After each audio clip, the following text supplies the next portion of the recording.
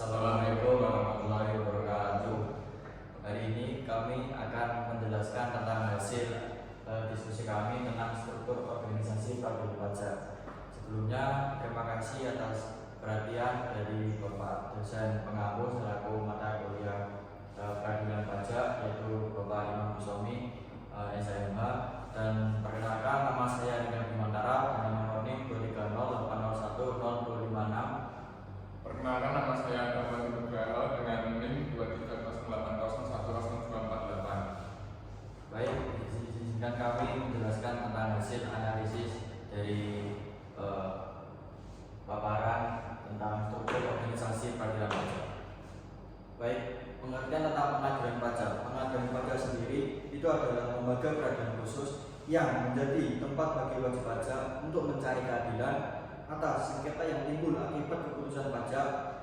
Lembaga ini secara eksklusif menangani sengketa di bidang perpajakan dan bea cukai. Pengadilan pajak sendiri berdasar hukum di pasal 2 Undang-Undang Nomor 14 tahun 2002 yang menyatakan bahwa pengadilan pajak adalah suatu badan peradilan yang melaksanakan kekuasaan kehakiman bagi wajib pajak atau penanggung pajak yang mencari keadilan terhadap sengketa pajak.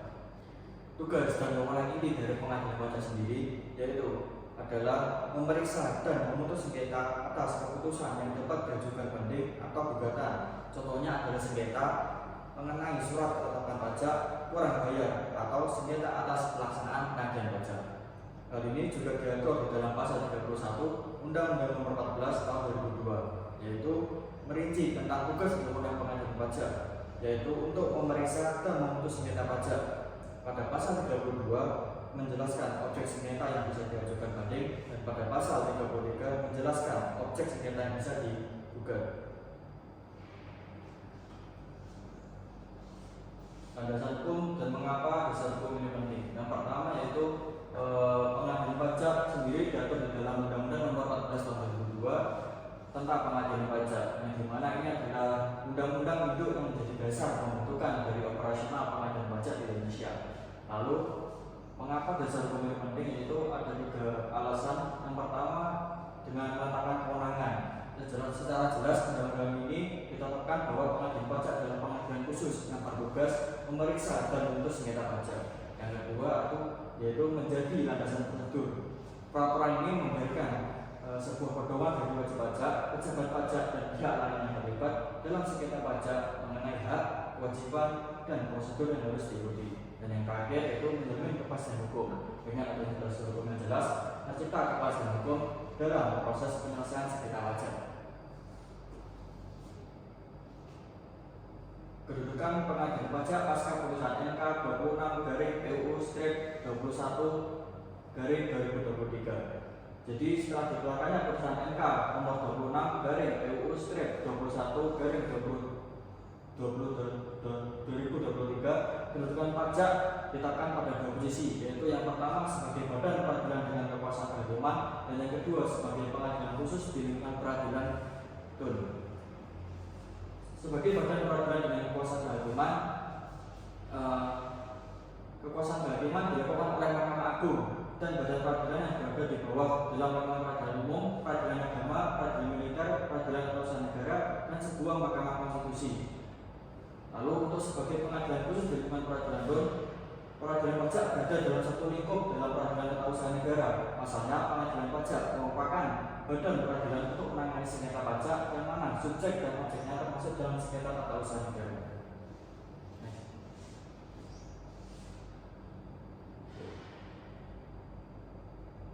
Selanjutnya yaitu ada struktur organisasi peradilan pajak.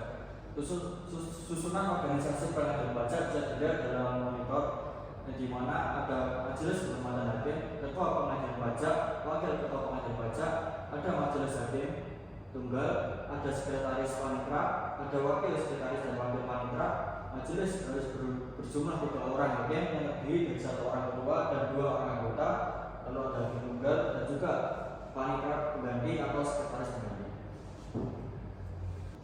Berdasarkan bagan pimpinan pengadilan pajak terdiri dari seorang ketua dan paling banyak 5 orang wakil ketua. Pimpinan pengadilan pajak dipilih dari dan oleh hakim pengadilan pajak. Saat ini ada 3 orang wakil ketua pengadilan pajak, yaitu Wakil Ketua 1 PP Bidang Non-Yudisial, yang kedua Wakil Ketua 2 PP Bidang Yudisial, dan yang ketiga Wakil Ketua 3 PP Bidang Pembinaan dan Pengawasan Kinerja Hakim.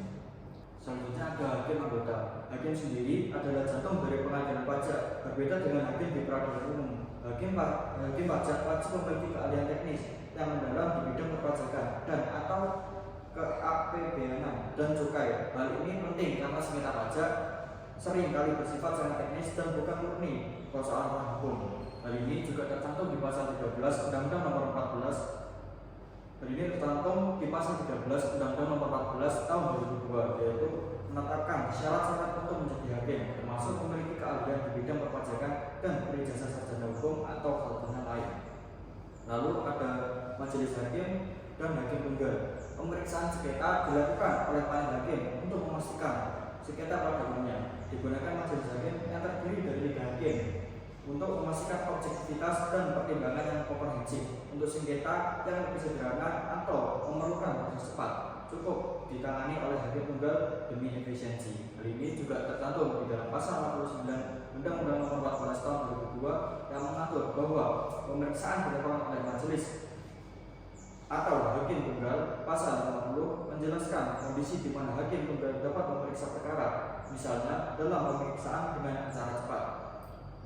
Selanjutnya ada sekretariatan, yaitu adalah mesin non-yudisial dari pengadilan pajak. Unit ini bertanggung jawab atas semua urusan administrasi umum yang memastikan lembaga dapat beroperasi sehari-hari, mulai dari pengelolaan SDM, anggaran hingga urusan rumah tangga kantor.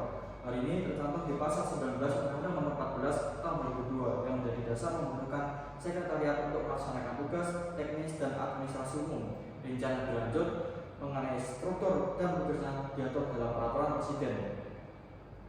Lalu ada kepanitraan, yaitu adalah unit yang melayani langsung proses peradilan. Mereka adalah garda terdepan dalam administrasi perkara, mulai dari saat sengketa didaftarkan hingga putusan dikirimkan kepada para pihak. Tanpa kepanitraan, proses persidangan tidak dapat berjalan secara tertib dan teradministrasi. Hal ini dijelaskan pada pasal 23 Undang-Undang 14 Tahun 2002 menjadi dasar pembentukan kepanitraan untuk melaksanakan tugas teknis administrasi peradilan. Pada pasal 24 merinci tugas panitera seperti membuat daftar semua perkara yang diterima dan memberi nomor unit. Lalu selanjutnya ada ruang lingkup pengadilan pajak. Ruang lingkup pengadilan pajak diatur dalam Undang-Undang Nomor 14 Tahun 2002 tentang pengadilan pajak dan dilatar belakangi oleh Undang-Undang Nomor 48 Tahun 2009 tentang kekuasaan kehakiman pada pasal 27 ayat 1 yang menyatakan bahwa pengadilan pajak berada dalam lingkungan pengadilan tata usaha negara. Sementara itu, ruang lingkup kewenangan pengadilan pajak dalam mengadili sengketa pajak adalah memeriksa dan memutus sengketa pajak dalam hal banding, di mana pengadilan pajak hanya memeriksa dan memutus sengketa atas keputusan keberatan. Selanjutnya gugatan, yakni pengadilan pajak memeriksa dan memutus sengketa atas pelaksanaan pengadilan pajak, keputusan pembetulan atau keputusan lainnya.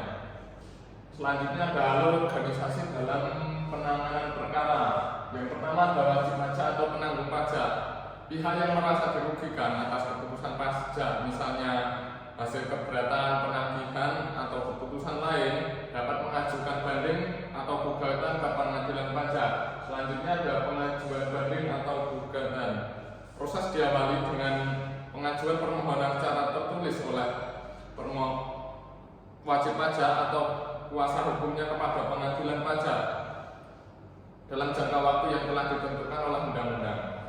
Yang ketiga ada panitera pengadilan pajak atau registrasi dan administrasi.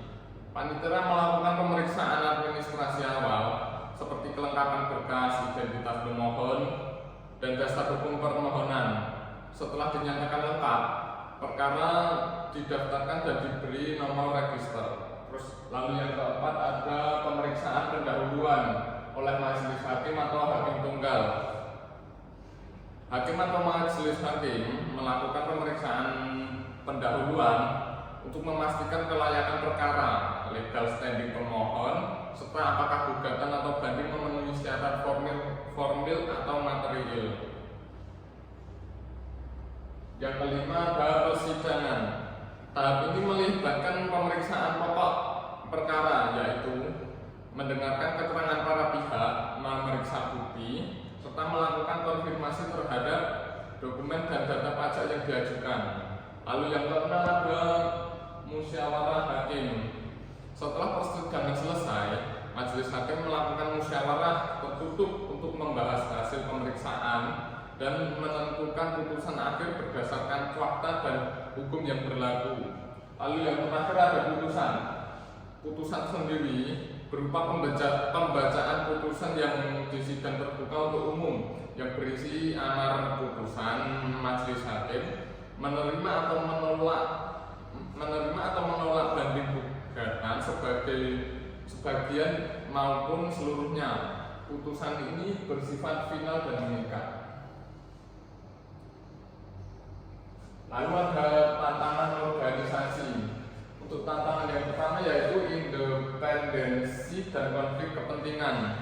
Tantangan utama menjaga kemandirian hakim dan lembaga dari pengaruh eksternal, baik dari pemerintah, otoritas pajak maupun wajib pajak besar. Potensi konflik kepentingan dapat mengancam objektivitas putusan dan integritas lembaga. Yang kedua ada SDM dan kelembagaan hakim. Keterbatasan jumlah hakim pajak yang kompeten serta kebutuhan peningkatan kapasitas dan profesionalisme SDM menjadi persoalan penting. Selain itu, struktur kelembagaan perlu diperkuat agar efisien dan adaptif terhadap perkembangan sistem perpajakan modern. Lalu yang ketiga ada transparansi dan akuntabilitas. Proses penanganan perkara pajak masih menghadapi tantangan dalam hal keterbukaan informasi, publikasi putusan, dan mekanisme pengawasan internal. Peningkatan transparansi dibutuhkan untuk menjamin akuntabilitas dan keadilan bagi semua para pihak.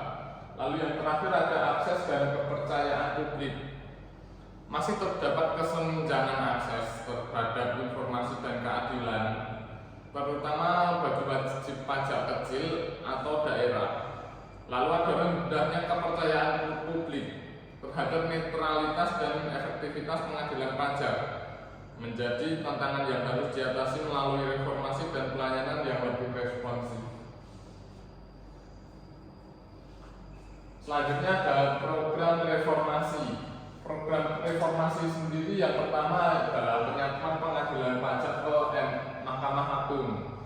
Itu dipicu oleh putusan MK nomor 26/PUU nomor 21/23 yang memerintahkan agar seluruh urusan organisasi administrasi dan keuangan pengadilan pajak dipindahkan dari Kementerian Keuangan ke MA paling lambat tanggal 31 Desember tahun 2026, bertujuan untuk memperkuat independensi peradilan pajak.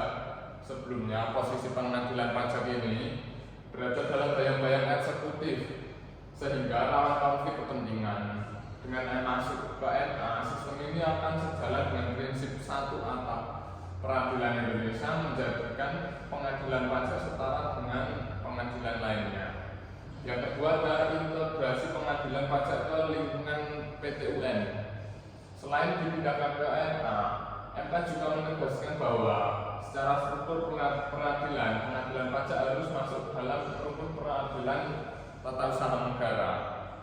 Alasannya, sengketa pajak pada dasarnya adalah sengketa tata usaha negara karena berkaitan dengan keputusan administrasi pemerintah dalam bidang pajak. Integrasi ini diharapkan memperkuat konsistensi hukum administrasi negara, membuat prosedur sengketa pajak yang lebih seragam, serta membuka akses yang lebih luas terhadap sumber daya hukum yang tersedia di lingkungan PT UN.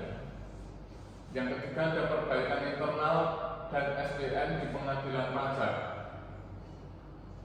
Masalah klasiknya adalah penumpukan perkara, lalu ada lambatnya administrasi dan keterlambatan putusan.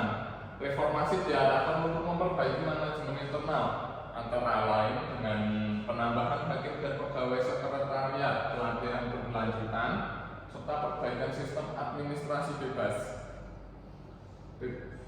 Sistem administrasi berbasis teknologi bertujuan agar pelayanan lebih cepat, akuntabel, dan tidak membebani wajib pajak yang sedang berperkara. Dengan SDM yang lebih kompeten dan sistem kerja yang lebih efisien, kualitas putusan diharapkan semakin meningkat dan konsisten. Lalu ada perbandingan internasional. Kita mengambil struktur peradilan pajak ini dari negara Belanda. Struktur peradilan pajak di Belanda memiliki ciri khas tersendiri yang dapat dijadikan perbandingan internasional. Di Belanda, sengketa pajak ditangani dalam lingkup peradilan administrasi, bukan melalui pengadilan khusus seperti di Indonesia. Dimulai dengan banding ke pengadilan tingkat pertama pada bagian kamar pajak atau yang disebut rechtbank. Jika wajib pajak atau otoritas pajak tidak puas, perkara dapat diajukan ke pengadilan tinggi yang berfungsi sebagai pengadilan banding atau disebut Gerechtshof. Tahap terakhir adalah Mahkamah Agung Belanda yang hanya memeriksa aspek hukum judicial review tanpa menilai ulang fakta. Sistem ini menunjukkan model peradilan pajak yang lebih terintegrasi ke dalam struktur peradilan umum dan spesialisasi kamar pajak, berbeda dengan Indonesia yang memiliki pengadilan pajak sebagai pengadilan khusus di bawah pembinaan MA. Perbedaan ini menggambarkan bahwa Belanda menekankan integrasi dan spesialisasi kamar, sementara Indonesia menekankan pengadilan khusus yang berdiri sendiri. Lalu dapat disimpulkan dalam presentasi yang kami buat hari ini, yaitu keberadaan pengadilan pajak memiliki peran strategis dalam menjaga keadilan dan kepastian hukum bagi wajib pajak maupun penanggung pajak. Dalam menghadapi sengketa perpajakan dengan landasan hukum Undang-Undang Nomor 14 Tahun 2002, pengadilan pajak ditegaskan sebagai pengadilan khusus yang berada di lingkup pengadilan tata usaha negara. Lalu untuk memperkuat kedudukannya melalui integrasi kelembagaan KMA, terdapat putusan MK nomor 26/PUU nomor 21 tahun 2023 yang diharapkan dapat meningkatkan independensi serta transparansi serta akuntabilitas. Meski demikian, tantangan seperti keterbatasan SDM, potensi konflik kepentingan, dan keterlambatan penyelesaian perkara tetap harus diatasi melalui reformasi kelembagaan dan manajemen modern. Perbandingan dengan Belanda menunjukkan adanya dua model peradilan pajak, yaitu model khusus dan model integrasi. Dalam peradilan umum yang masing-masing memiliki kelebihan tersendiri. Dengan demikian, penguatan pengadilan pajak di Indonesia diharapkan dapat mewujudkan sistem peradilan yang lebih independen, efisien, dan terpercaya bagi pencari keadilan di bidang perpajakan. Sekian presentasi dari kelompok kami. Untuk kurang lebihnya mohon maaf. Assalamualaikum warahmatullahi wabarakatuh.